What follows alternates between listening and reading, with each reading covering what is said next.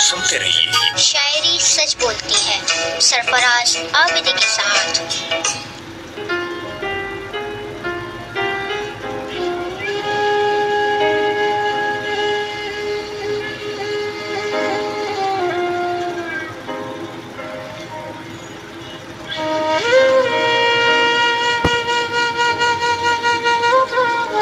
اعوذ باللہ السمیع العلیم من الشیطان اللعین الرجیم، بسم اللہ الرحمن الرحیم۔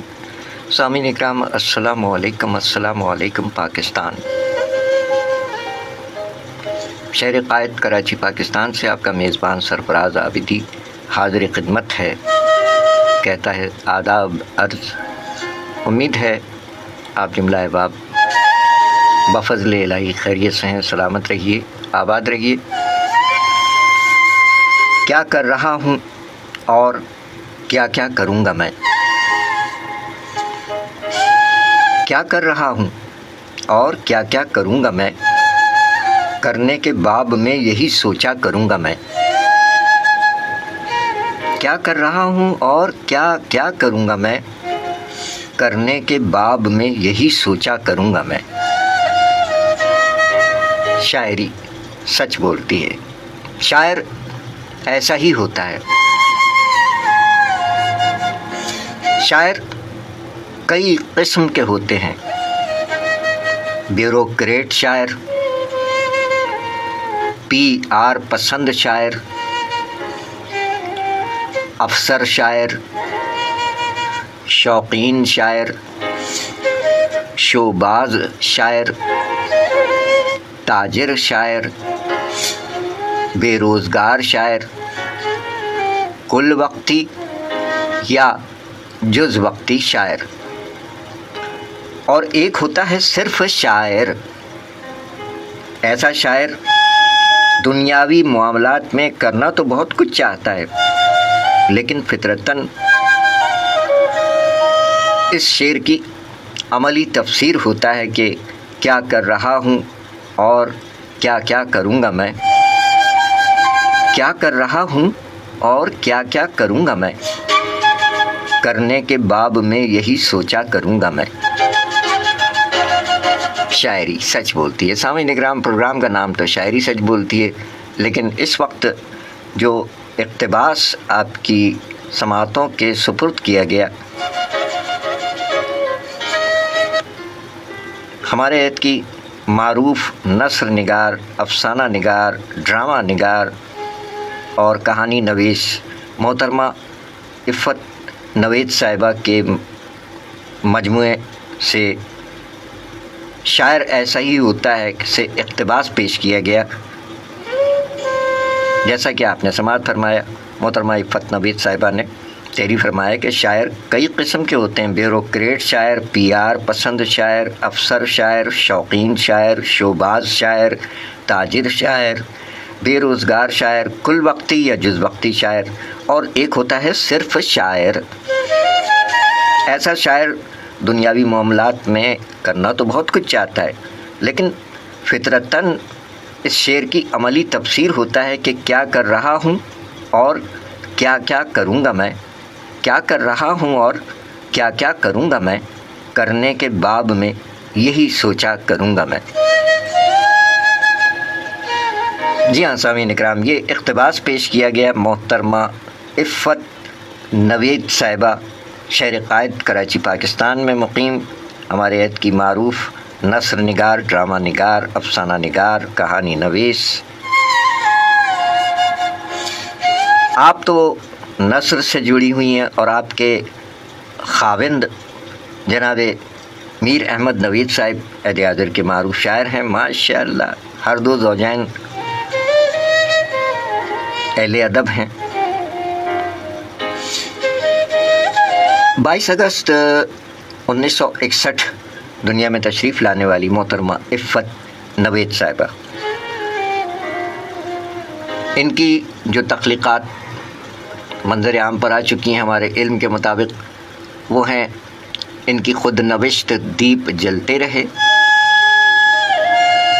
اس کے ساتھ ساتھ او لیول درسی کتاب ایوان اردو، ٹیچر ڈائری، اور مضامین کی ایک کتاب ہے تماشائے روز و شب اور افسانہ ردی۔ ماشاء اللہ، سلامت رہیں میڈم عفت نوید صاحبہ۔ آپ اہلیہ ہیں ہمارے عہد کے معروف شاعر میر احمد نوید صاحب، لیکن ان کا اپنا تعارف ہے نثر کے حوالے سے، افسانہ نگار، ڈرامہ نگار۔ آئیے محترمہ عفت نوید صاحبہ کی تخلیق ردی، یہ ایک افسانہ ہے، یہ پیش کرتے ہیں اور پھر ان کی دیگر تحاریر سے چند ایک اقتباسات بھی پیش کیے جا رہے ہیں۔ ردی افسانہ، تحریر عفت نوید صاحبہ۔ تحریر فرمایا کہ اس کا نام دانش تھا، کہنے کو وہ سب کچھ رد کرتا تھا مگر کچھ رد نہیں ہوتا تھا، اس لیے ایسی ردی ہو کر رہ گیا تھا جسے نہ تو ری سائیکل کیا جا سکتا تھا، نہ ہی مکمل طور پر نیست و نابود کیا جا سکتا تھا۔ اس لیے آلودگی کے مسئلے کی طرح جوں کا توں زمانے کی ٹھوکروں میں پڑا تھا۔ زندگی کو تماشا سمجھنے والا خود تماشا ہو کر رہ گیا تھا، ایسا تماشا جسے بغیر ڈگڈگی بجائے ہر وقت دیکھا جا سکتا ہے۔ اپنے اس تماشے سے وہ اکثر خود تنگ آ جاتا جب کبھی یاسیت کا دورہ اس پر حملہ آور ہوتا۔ وہ نیٹی جیٹی کے پل کا رخ کرتا اور پل پر کھڑے ہو کر پہروں پرشور لہروں کو محبت سے دیکھا کرتا۔ یوں محسوس ہوتا کہ وہ بس اب کسی بھی لمحے چھلانگ لگانے کے ارادے سے قدم اٹھانے ہی والا ہے۔ وہ اسی قدم کو سڑک کی جانب موڑ کر دوسرا قدم بڑھا دیتا۔ اس کے چہرے سے معلوم ہوتا گویا وہ خودکشی کے ارادے کو عملی جامہ پہنا چکا ہے۔ یوں لگتا جیسے زندہ رہنے کا فیصلہ ہی اس کے لیے موت ہے، اور موت کے لیے موت ضروری نہیں ہوتی، یوں اسے زندگی ہی میں کئی بار موت آتی ہے۔ پہلی بار اس وقت جب اسے ایک لڑکی کے اغوا کے الزام میں پولیس پکڑ کر لے گئی۔ اس کا قصور اتنا تھا کہ لڑکی کی ڈائری میں اس کا ذکر تھا، جبکہ وہ لڑکی کو جانتا تک نہیں تھا، یا اگر شناسائی رہی بھی ہو تو اب وہ اس کی یاد سے محو ہو چکی تھی۔ ماں باپ بھی اسے مجرم سمجھ رہے تھے۔ ایک بار اس کے چچا نے اسے اعتماد میں لیا اور پوچھا بھی تھا کہ وہ سچ بتا دے، سب کچھ وہ خود سنبھال لیں گے، مگر اسے کچھ معلوم نہیں تھا۔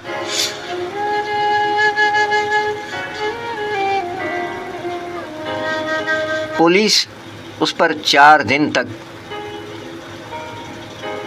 تشدد کرتی رہی۔ 5ویں دن پولیس نے اسے معذرت کر کے آزاد کر دیا کہ انہیں اوپر بھی جواب دینا ہوتا ہے۔ لڑکی کسی اور کے ساتھ بھاگی تھی، اب گھر واپس آ گئی ہے۔ کسی کو سب کے سامنے ہتھکڑی پہنانے والے اس کی بے گناہی کا اعتراف سب کے سامنے نہیں کیا کرتے۔ قانون کی نظر میں وہ بھی خاموشی سے بے قصور قرار پایا تھا، لیکن لوگوں کی نظر میں وہ اب بھی مجرم تھا۔ ان کی نگاہیں اسے بیکل رکھتیں۔ وہ نیٹی جیٹی کے پل پر چلا آیا، مگر زندگی ہارنے کے بجائے ایک بار پھر وہ مرنے کے لیے تیار ہو گیا اور واپس چلا آیا۔ نوکری کے حصول کے لیے علم کی نہیں، ڈگریوں کی ضرورت ہوتی ہے۔ اس نے بھی زندگی کرنے کے لیے ایم اے کی ڈگری حاصل کر لی تھی اور ایک اسکول میں معلم کے فرائض انجام دے رہا تھا۔ بچوں کے ذہن سے اٹھنے والے سوالات اسے بہت کچھ سوچنے پر مجبور کر دیتے۔ وہ ان سے بڑی بڑی عقل و دانش کی باتیں کیا کرتا۔ بچے اسے اور اس کی باتوں کو پسند کیا کرتے۔ بڑوں سے گفتگو میں وہ خاص احتیاط کرتا، کیونکہ بڑوں کو پورا یقین تھا کہ ان کے پاس عقل بھی ہے اور فہم بھی، اس لیے اسے ان بڑوں سے چھوٹی باتیں کرنا پڑتیں۔ دوسری بار وہ نیٹی جیٹی کے پل پر اس وقت آیا جب اس کی منگیتر نے یہ کہہ کر منگنی کی انگوٹھی واپس کر دی کہ محض علم کی روشنی سے گھر کے اندھیروں کو ختم نہیں کیا جا سکتا، جبکہ بجلی کے بل سمیت دیگر بلوں کے لیے استاد کا بل سے باہر آنا ضروری ہے۔ اس بار بھی خود اذیتی کے طور پر اس نے موت ہار دی۔ تیسری بار آنکھوں میں وحشت لیے وہ اس وقت پل پر آ کھڑا ہوا جب اسے بچوں کے اذہان کو منجمد کرنے، انہیں سلیبس سے ہٹ کر پڑھانے اور بچوں کے سالانہ نتائج خراب کرنے کا ذمہ دار ٹھہرا کر برطرف کر دیا گیا۔ اس بار بھی وہ صرف موت کو دیکھ کر رہ گیا اور زندگی کی آنکھوں میں آنکھیں ڈال کر حجرے میں چلا آیا۔ وہ ایک بار پھر نوکری کی تلاش میں نکل کھڑا ہوا۔ اس کھوج میں اسے ایک کثیر الاشاعت ماہنامے میں سب ایڈیٹر کی نوکری مل گئی۔ اس رسالے میں سچی کہانیاں شائع ہوتی تھیں۔ ایک دن رسالے کے ایڈیٹر نے اسے بھی سچی کہانیاں لکھنے کو کہا، مگر جناب ابھی میری کہانی تو شروع بھی نہیں ہوئی۔ اس نے ایڈیٹر کو سمجھانے کی کوشش کی۔ ایڈیٹر نے اسے سمجھایا، تمہاری نہیں دوسروں کی کہانی۔ ٹھیک ہے سر، مجھے کچھ دن کی مہلت دیں۔ مہلت؟ مگر کس لیے؟ ایڈیٹر حیران ہو کر بولا۔ سر، سچی کہانیوں کی تلاش میں مجھے تگ و دو کرنا ہوگی، اخبار میں تیسرے صفحے پر شائع ہونے والی عوامی خبروں کی تحقیق جاننا ہوگی، بزرگوں سے ملنا ہوگا اور میاں اس کی ضرورت نہیں، کیوں دفتر بند کرواؤ گے؟ اسی میز پر بیٹھ کر کہانی گھسیٹ دو۔ ایڈیٹر اس کی بات کاٹ کر بولا۔ وہ ایڈیٹر صاحب کے حکم کے مطابق کہانی گھسیٹنے لگا۔ تھوڑی دیر بعد اس نے کہانی ایڈیٹر صاحب کی میز پر رکھ دی۔ میاں فلسفہ نہیں، لوگ فلسفہ نہیں سمجھتے، کوئی پھڑکتی سلگتی تحریر لکھو۔ اس کا قلم زہر اگلنے لگا، مگر ایڈیٹر صاحب سے یہ تلخی بھی ہضم نہ ہو سکی۔ 5 روز میں اس نے 10 کہانیاں ایڈیٹر صاحب کو تھمائیں۔ آخری کہانی پر ایڈیٹر صاحب نے اس کے آگے ہاتھ جوڑ دیے۔ تمہاری یہ کہانیاں ان رسالوں میں تو چھپ سکتی ہیں جو اپنے خرچے پر چلتے ہیں، مگر وہ تمہیں کوئی خرچے کے بجائے رسالے کی اعزازی کاپی ہی دے سکیں گے۔ یہ ردی ہمارے کسی کام کی نہیں۔ اور وہ اپنی میز کے اوپر اور درازوں کے اندر سے ساری ردی نکال کر گھر لے آیا۔ یہ دن اس کے لیے بڑے کارآمد رہے۔ کہنے کو وہ فارغ تھا، لیکن اس کا ذہن اس کے ہاتھوں کو چین نہ لینے دیتا۔ حقیقت جاننے کی جستجو نے اسے خود سے، دنیا و مافیہ سے بے خبر کر دیا تھا۔ وہ صفحے کالے کرتا رہا۔ اس کے کچھ سرپھرے دوست اس کی تحریر کی کاٹ سے بہت متاثر تھے۔ انہوں نے اس کی نگارشات کو مختلف ادبی رسائل میں بھیجنا شروع کر دیا اور رسائل اسے اجرت کے طور پر اعزازی کاپیاں بھیجنے لگے۔ اس کے کمرے میں اعزازی کاپیوں سمیت ردی کا ایک انبار جمع ہو چکا تھا۔ ماں باپ اس کے لیے لڑکیاں دیکھ رہے تھے، لیکن پہلی بار ہی ہر جگہ سے صاف انکار ہوا۔ کاغذ پر سیاہی بکھیرنے والے سے رشتہ جوڑ کر کون اپنی بیٹی کا مقدر سیاہ کرتا ہے؟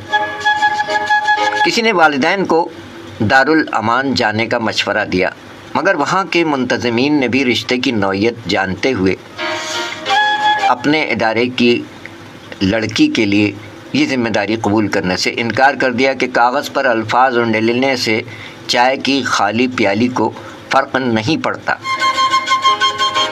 اتفاق سے اس وقت فراست موجود تھی، جو کہ دارالامان میں ہی پلی بڑی تھی اور وہاں تدریسی فرائض انجام دیتی تھی۔ اس نے از خود اپنے آپ کو دانش کے رشتے کے لیے پیش کر دیا۔ منتظمین کے لیے یہ بہت بڑا مسئلہ تھا کہ اتنی اچھی ٹیچر ان کے ہاتھ سے نکل رہی تھی، مگر وہ اسے اس کی شرعی حق سے بھی محروم نہیں کر سکتے تھے۔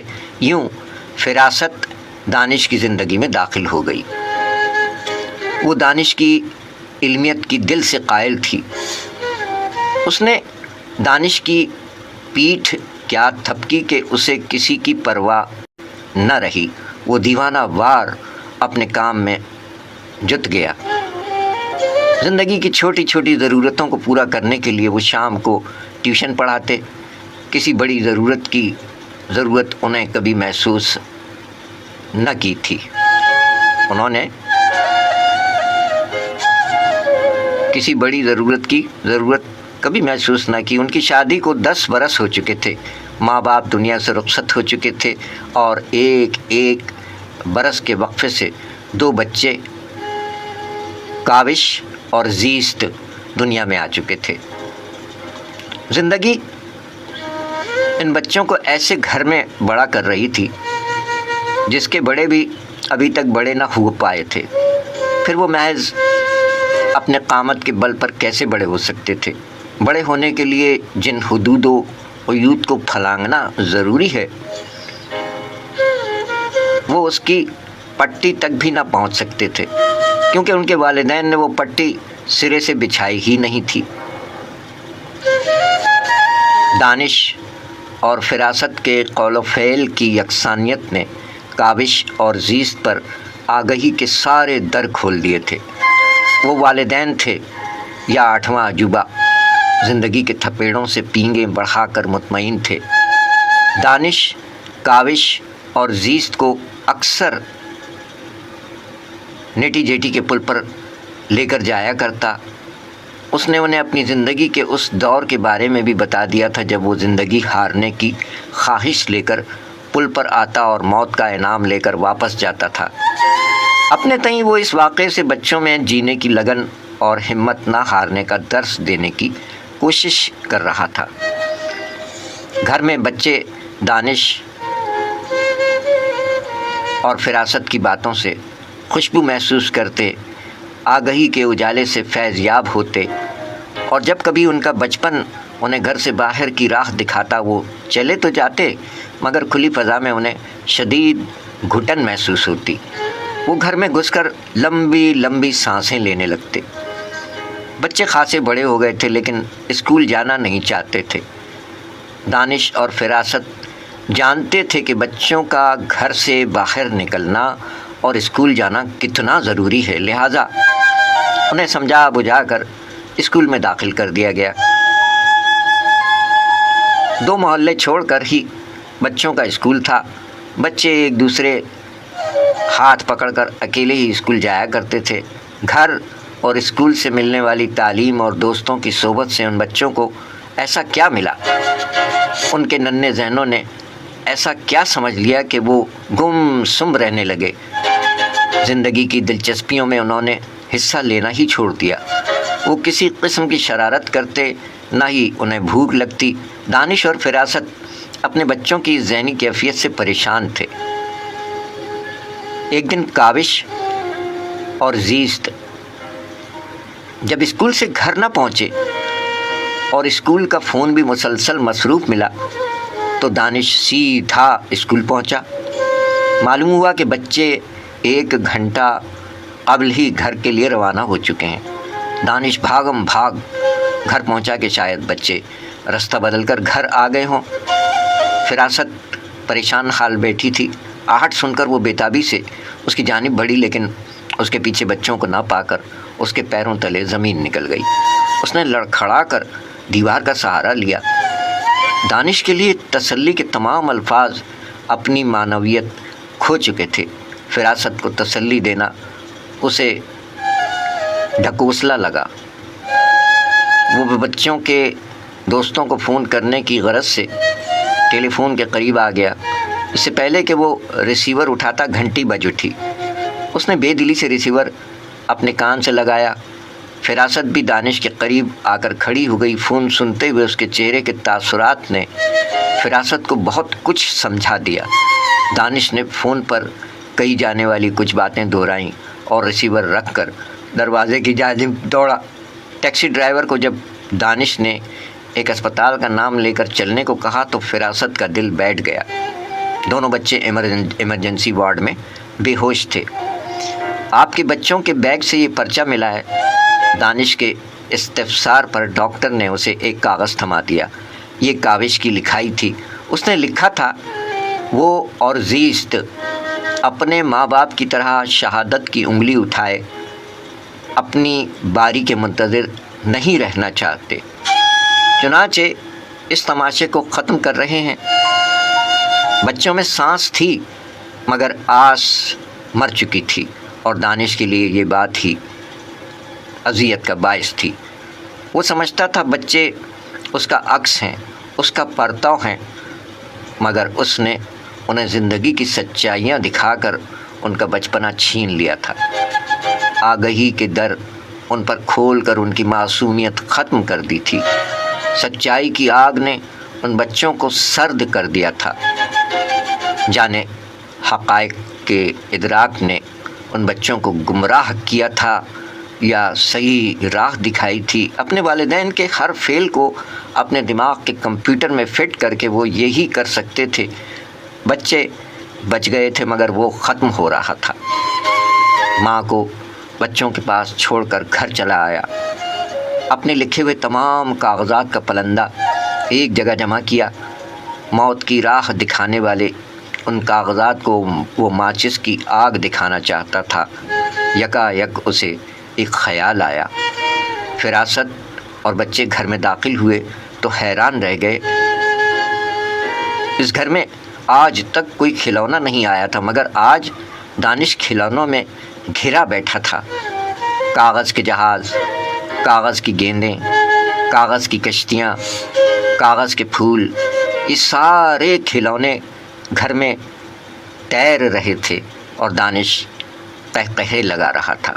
تھوڑی دیر بعد فراست، کاوش اور زیست کی ہنسی کی آوازیں بھی ان قہقہوں میں شامل ہو گئیں۔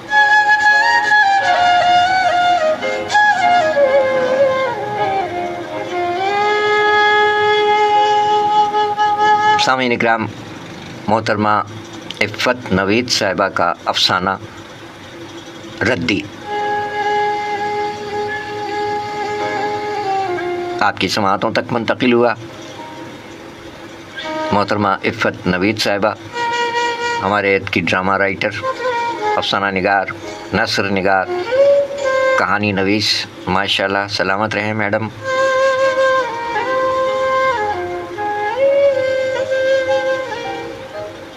محترمہ عفت نوید فیس بک پر بھی موجود ہیں۔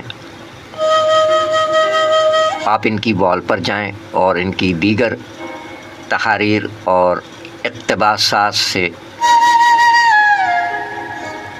محظوظ ہو سکتے ہیں۔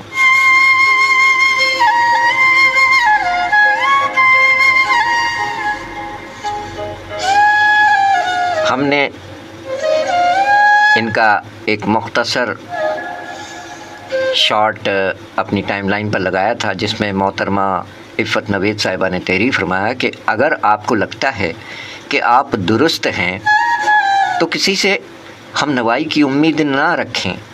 درستی اور سچائی کے جو بھی نتائج ہوں کھلے دل سے قبول کیجیے۔ ثابت قدمی اور سچائی کے اثرات دیر سے مگر دیرپا ہوتے ہیں۔ وجہ تحریر فرمایا محترمہ عفت نوید صاحبہ نے۔ سلامت رہیں میڈم عفت نوید صاحبہ، ان کی بہت سی تحریریں ہیں۔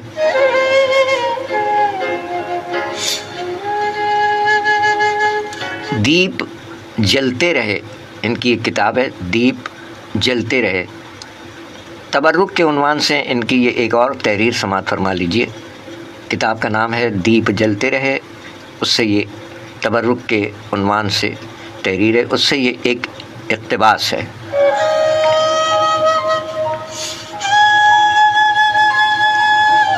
اس اقتباس کو پیش کرنے سے قبل یہ ملحوظ خاطر رہے کہ اس میں کوئی فرقہ واریت کی جانب آپ نہ جائیے گا. یہ ایک تحریر ہے، صرف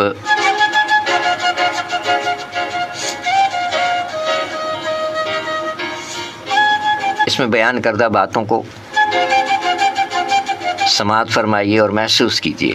دیپ جلتے رہے سے اقتباس، تحریر محترمہ عفت نوید صاحبہ، عنوان تبرک. محترمہ عفت نوید فرماتی ہیں کہ کوئی مذہب ہو یا فرقہ پیٹ سے جڑا ہے.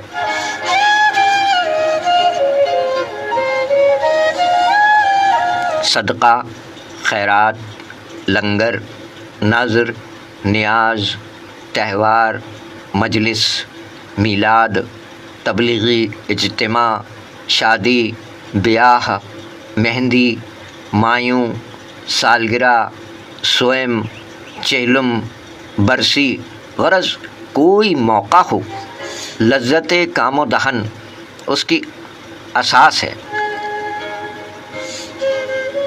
تبرک کے عنوان سے محترمہ عفت نوید صاحبہ تحریر فرماتی ہیں کہ انچولی سوسائٹی جو کہ کراچی میں واقع ہے، انچولی میں فجر کی اذان سے مجالس کا سلسلہ شروع ہوتا اور رات گئے تک جاری رہتا. ان گھروں کے باہر ماتم کے وقت اچانک دیگر مکاتب فکر کی خواتین اور ان کے بچوں کا غول آ موجود ہوتا. آج بھی ان کالے برقعوں میں ملبوس خواتین کو نیو کراچی والیاں کہا جاتا ہے. ہر عورت کے ساتھ 10 بچے ہوتے تھے. تبرک لینے کی ماہر عورتیں اور ان کے بچے 2 بار تبرک لے لیتے تھے. ان پر نظر رکھنا بہت مشکل ہوتا تھا. صاحب خانہ ان کی موجودگی کو دماغ میں رکھ کر ہی کھانے اور تبرک کا انتظام کیا کرتے تھے. پہلے تو میں بھی مقررہ وقت پر مجلس میں پہنچتی تھی، پھر دیگر خواتین کی دیکھا دیکھی اس وقت پہنچتی جب مصائب پڑھے جا رہے ہوتے. مصائب سنتے ہوئے خوب رونا آتا اور پھر ماتم بھی کرتی، اور زیارت پڑھنے کے بعد مجلس ختم ہو جاتی. لنگر تقسیم ہوتا. صاحب استطاعت لنگر کے بعد تبرک بھی بانٹتے. جو گھر برتن بہترین لنگر اور تبرک کی وجہ سے مشہور ہوتا، وہاں پر علاقے کی خواتین کے ساتھ نیو کراچی والیوں کی بھی بڑی تعداد ہوتی تھی. کچھ گھروں میں گلاس، کہیں پلیٹیں اور کہیں برتنوں کا سیٹ بھی تبرکن بانٹا جاتا. اتوار کا دن تھا. میں بہت سی خواتین کے ساتھ ایک مجلس سے نکل کر دوسری مجلس میں جا رہی تھی. ساری خواتین تیز قدم بڑھائے سامنے والے گھر میں جا رہی تھیں. لاؤڈ اسپیکر پر ذاکرہ مصائب پڑھ رہی تھیں. یعنی اب کسی بھی وقت ماتم شروع ہونے والا تھا، اور یہی وقت ہوتا ہے جب نیو کراچی والیاں وارد ہو جاتی ہیں. ان کے آنے سے پہلے ہر کوئی مجلس والے گھر میں داخل ہونا چاہتا تھا.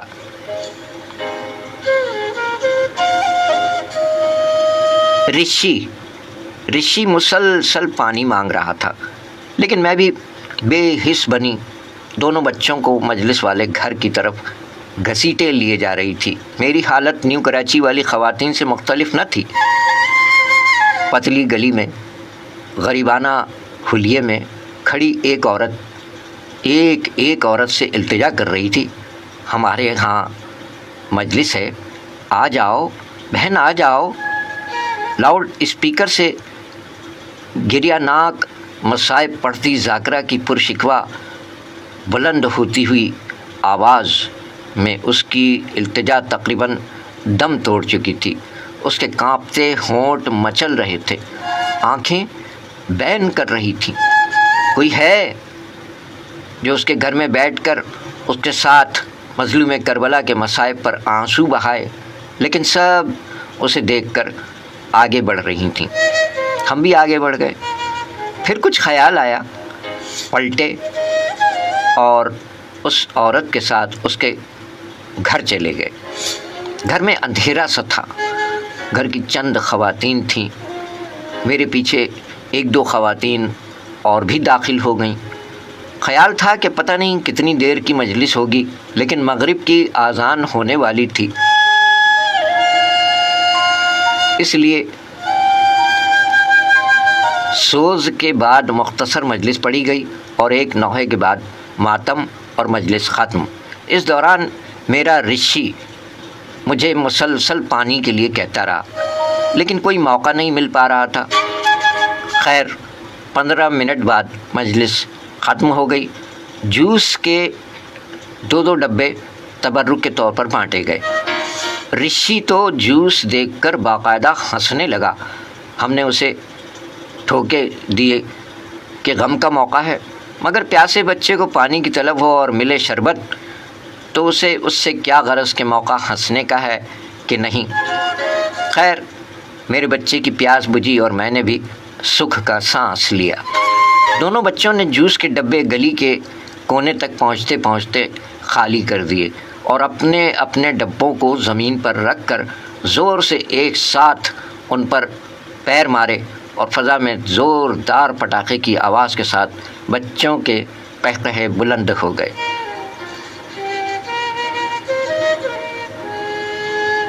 اتنا ہی مجھے دیکھنا جتنا میں نظر آؤں، اتنا ہی مجھے دیکھنا جتنا میں نظر آؤں، بھولے سے بھی یہ پردہ اٹھانا نہ گرانا۔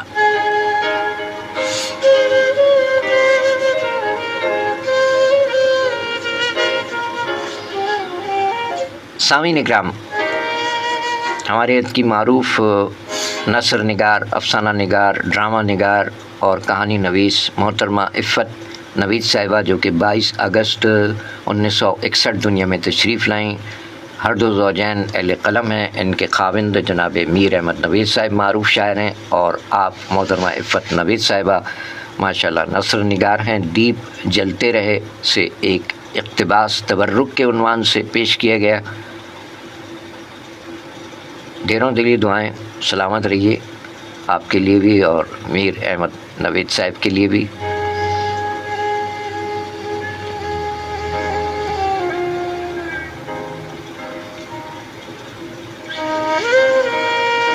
محترمہ عفت نوید صاحبہ کی بہت سی تحریریں ہیں، لیکن آج کے لیے یہ 2 تحریریں، اور ان کی جو ٹائم لائن ہے فیس بک، اس پر آپ کو بہت کچھ مواد ملے گا۔ اپنے خاوند نامدار جناب میر احمد نوید صاحب کی شاعری بھی شیئر کرتی رہتی ہیں، اور خود اپنی تحریروں سے اقتباسات اور مختصر کہانیاں اور عصر حاضر میں جو کچھ ان کے مشاہدات میں آتا ہے اسے قلم بند کر کے سماجی ذریعے ابلاغ کی نظر کر دیتی ہیں تاکہ لوگوں تک بات پہنچ سکے۔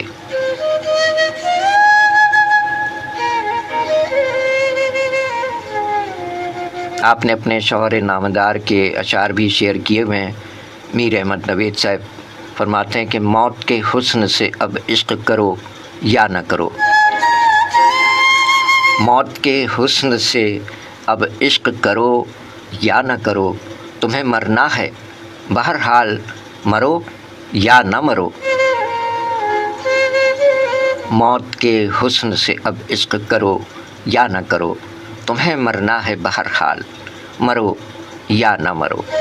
شاعری سچ بولتی ہے جناب میر احمد نوید صاحب۔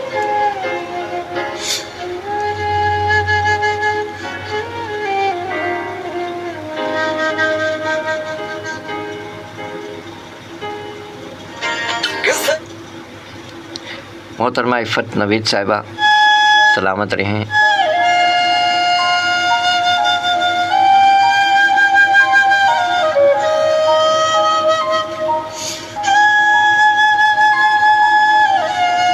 میر احمد نوید صاحب کے 2 کلیات بھی منظر عام پر آ چکے ہیں، وجود اور موجود، ماشاءاللہ۔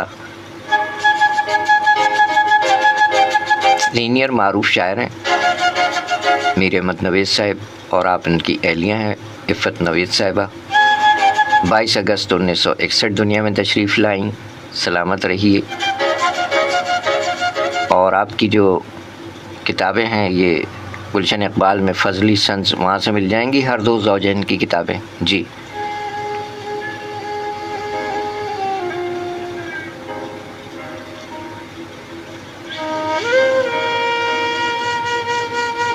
میر احمد نوید صاحب کے کچھ اشعار محترمہ عفت نوید صاحبہ نے کوٹ کیے ہیں. یا وہ خود آپ تماشے میں ہو آ کر شامل، یا وہ خود آپ تماشے میں ہو آ کر شامل، خود کو پردے میں ہے رکھنا تو تماشا نہ کرے. یا وہ خود آپ تماشے میں ہو آ کر شامل، خود کو پردے میں ہے رکھنا تو تماشا نہ کرے. شاعری سچ بولتی ہے جناب میر احمد نوید صاحب.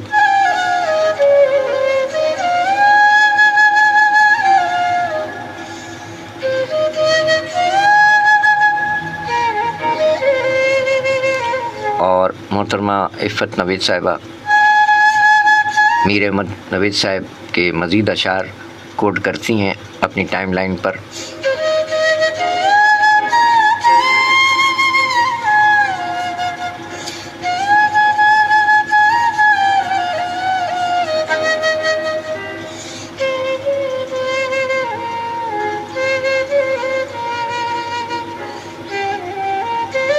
کہ ہم نے کفن بھی دیکھ لیا اوڑھ کر مگر، ہم نے کفن بھی دیکھ لیا اوڑھ کر مگر، وہ ننگ تھے کہ ہم سے چھپا ہی نہیں گیا. ہم نے کفن بھی دیکھ لیا اوڑھ کر مگر، وہ ننگ تھے کہ ہم سے چھپا ہی نہیں گیا. شاعری سچ بولتی ہے جناب میر احمد نوید صاحب.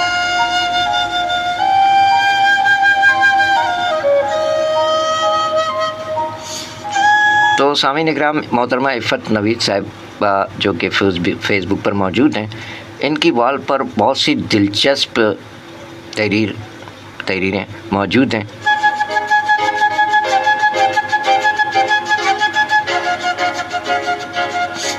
اب آج کل آپ جانتے ہیں کہ جدید دور ہے، تو اس میں ایک آرٹیفیشیل انٹیلیجنس اور چیٹ جی پی اور نہ جانے کیا کچھ آ چکا ہے.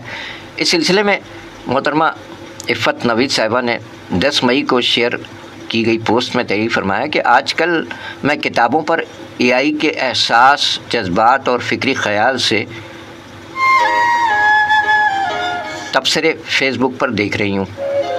سوچا میں بھی ایک تبصرہ لکھواؤں. میں نے چیٹ جی پی ٹی، جیمنائی اور پھر کلاؤڈ سے کہا کہ حسینہ مقبول کے ناول افلاطون کا جہنم پر ایک تبصرہ لکھ دیجئے.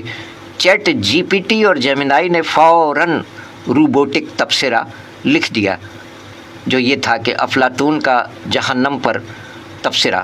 حسینہ مقبول کا ناول افلاطون کا جہنم ایک فکر انگیز اور معاشرتی مسائل کی عکاسی کرنے والا ناول ہے. اس ناول میں مصنفہ نے انسانی نفسیات، سماجی ناانصافی، رشتوں کی پیچیدگی اور اخلاقی زوال جیسے موضوعات کو نہایت خوبصورتی سے پیش کیا ہے. ناول کا اسلوب سادہ مگر پر اثر ہے، جس کی وجہ سے قاری ابتدا سے آخر تک کہانی میں دلچسپی لیتا رہتا ہے. ناول کے کردار حقیقت کے بہت قریب محسوس ہوتے ہیں. مصنفہ نے ہر کردار کی نفسیاتی کیفیت اور جذبات کو بڑی مہارت سے بیان کیا. خاص طور پر مرکزی کردار کی ذہنی کشمکش اور معاشرے کے رویوں سے اس کی جدوجہد قاری کو سوچنے پر مجبور کر دیتی ہے. ناول میں بعض مقامات پر تلخ حقیقتیں اس انداز سے بیان کی گئی ہیں کہ قاری اپنے ارد گرد کے ماحول کا جائزہ لینے لگتا ہے. افلاطون کا جہنم صرف ایک کہانی نہیں بلکہ معاشرے کے کئی چھپے ہوئے پہلوؤں کی عکاسی بھی ہے. مصنفہ نے یہ پیغام دیا ہے کہ انسان جب اخلاقی قدروں سے دور ہو جاتا ہے تو اس کی زندگی خود اس کے لیے جہنم بن جاتی ہے. ناول میں اصلاح معاشرہ کا پہلو بھی نمایاں ہے جو اسے محض تفریح کے بجائے ایک مقصدی ادب کا نمونہ بتاتا ہے. نمونہ بناتا ہے۔ مجموعی طور پر یہ ناول اردو ادب میں ایک قابل قدر اضافہ ہے۔ اس کی زبان شستہ، انداز بیان دلکش اور موضوع نہایت اہم ہے۔ یہ ناول خاص طور پر ان قارئین کے لیے مفید ہے جو سنجیدہ اور اصلاحی ادب پڑھنے کا شوق رکھتے ہیں۔ لیکن محترمہ عفت نوید لکھتی ہیں کہ لیکن کلاڈ نے کیا کہا؟ کلاڈ نے کہا کہ آپ کی درخواست کے بارے میں ایک اہم بات عرض کرنی ہے۔ تلاش کے بعد معلوم ہوا کہ حسینہ مقبول نامی کسی مصنفہ کا ناول افلاطون کا جہنم میری معلومات میں موجود نہیں ہے، اور نہ ہی انٹرنیٹ پر اس کا کوئی قابل اعتماد حوالہ ملا۔ ممکنہ صورتیں یہ ہو سکتی ہیں کہ نام میں تبدیلی۔ کیا آپ کی مراد حسینہ معین پاکستان کی معروف ڈرامہ نگار تو نہیں؟ وہ ناول نگار بھی تھیں۔ نام یا عنوان میں معمولی فرق ہو سکتا ہے۔ ناول کا نام یا مصنفہ کا نام کچھ مختلف ہو، مثلا افلاطون کی جہنم یا کوئی اور ہجے، نایاب یا غیر معروف تصنیف۔ اگر یہ کوئی بہت نئی یا کم تشہیر شدہ کتاب ہے تو میری معلومات میں نہیں ہے۔ میں ایک بے بنیاد تبصرہ لکھ کر آپ کو غلط معلومات دینا مناسب نہیں سمجھتا۔ براہ کرم تصدیق کریں کیا مصنفہ کا نام درست ہے، کیا ناول کا عنوان درست ہے، یہ ناول کہاں سے ملا یا کس نے بتایا۔ جیسے ہی آپ تصدیق کریں میں پوری کوشش کے ساتھ تبصرہ لکھ دوں گا۔ تو بس ثابت ہوا کہ کچھ مبصرین کی طرح چیٹ جی پی ٹی اور جیمنائی بھی کتاب پڑھنا ضروری نہیں سمجھتے۔ جی سامعین اکرام، محترمہ عفت نوید صاحبہ اے آئی، چیٹ جی پی ٹی، جیمنائی اور پھر کلاڈ سے جو معلومات لے رہی تھیں آپ نے ملاحظہ فرمایا۔ تو آج کے لیے اتنا ہی۔ باقی ان کی وال پر، فیس بک وال پر ان کی دلچسپ تحاریر اور اقتباسات موجود ہیں، آپ وزٹ کیجئے، سرچ کیجئے۔ ڈھیروں دلی دعائیں محترمہ عفت نوید صاحبہ۔ آج کے لیے اتنا ہی۔ 22 اگست 1961 دنیا میں تشریف لانے والی معروف اہل قلم، افسانہ نگار، ڈرامہ نگار، کہانی نویس، نثر نگار محترمہ عفت نوید صاحبہ سلامت رہیں، اور آپ احباب بھی جیتے رہیے۔ بہت شکریہ آپ احباب کا جنہوں نے محترمہ عفت نوید صاحبہ کی تحریر پسند فرمائی۔ اس میں ہمارے پڑوسی استاد شاعر جناب استاد نصرت گوالیاری صاحب کے ہر دو فرزندان عظمت باری بھائی اور ارشد باری بھائی نے دہلی سے پسندیدگی کا اظہار فرمایا۔ دونوں برادران کا بہت شکریہ، سلامت رہیں۔ وہ جو ہم نے شیئر کیا تھا جناب محترمہ عفت نوید صاحبہ کی تحریر کہ اگر آپ کو لگتا ہے کہ آپ درست ہیں تو کسی سے ہم نوائی کی امید نہ رکھیں۔ درستی اور سچائی کے جو بھی نتائج ہوں کھلے دل سے قبول کیجیے۔ ثابت قدمی اور سچائی کے اثرات دیر سے مگر دیر پا ہوتے ہیں۔ یہ شیئر کیا تھا ہم نے، جیسے عظمت باری بھائی اور ارشد باری بھائی نے دہلی سے پسند فرمایا استاد نصرت گوالیاری صاحب کے ہر دو فرزندان۔ آپ جیتے رہیے۔ محمد بلال صاحب یو ایس اے سے ہمارے نوجوان اہل قلم، جیتے رہیے۔ تو بیحد شکریہ۔ تو گویا ہم اس وقت براہ راست ہیں، لائیو ہیں۔ ہم بے خبر رہے کہ ہم لائیو ہیں یا ہم ریکارڈنگ کر رہے ہیں، یقین جانیے۔ کیا کہنے، ہوتا یہ ہے کہ فیس بک پر براہ راست یعنی لائیو آیا جائے تو فیس بک کی پالیسی ہے کہ وہ آٹومیٹک ڈیلیٹ ہو جاتا ہے۔ یہی وجہ ہے کہ یوٹیوب پر محفوظ کیے جاتے ہیں یہ سارے جو تخلیقات ہم پیش کرتے ہیں۔ محمد بلال صاحب وعلیکم السلام، جیتے رہیے۔ آئیے گا پھر ابھی ایک شاعر کا ذکر خیر باقی ہے۔ محترمہ عفت نوید صاحبہ کراچی میں مقیم ہے۔ 22 اگست 1961 دنیا میں تشریف لائیں۔ آپ معروف شاعر میر احمد نوید صاحب کی اہلیہ بھی ہیں اور بہت اچھی ڈرامہ نگار، کہانی نویس، افسانہ نگار، نثر نگار کراچی میں ہیں ماشاءاللہ۔ ان کی کچھ تخلیقات پیش کی گئیں اور باقی ان کی وال پر بہت کچھ ملے گا آپ کو۔ تو حاضر ہوتے ہیں ایک اور شاعر کے کلام کی ساتھ۔ بہت شکریہ محمد بلال صاحب، عظمت باری بھائی اور ارشد باری بھائی، آپ نے محترمہ عفت نوید صاحبہ کی تحریر پسند فرمائی۔ جیتے رہیں، بہت شکریہ۔ حاضری ہوتی ہے اور پھر ملتے ہیں اگلی سلاٹ میں۔ اللہ حافظ و ناصر، اپنا خیال رکھیے، سب کا خیال رکھیے، اور یوٹیوب پر سبسکرائب فرمانے والوں کا تہ دل سے بہت بہت شکریہ۔ سلامت رہیے۔ آپ بھی سبسکرائب فرمانا چاہیں، جنہوں نے نہیں فرمایا وہ بھی سبسکرائب فرما دیں۔ بہت شکریہ۔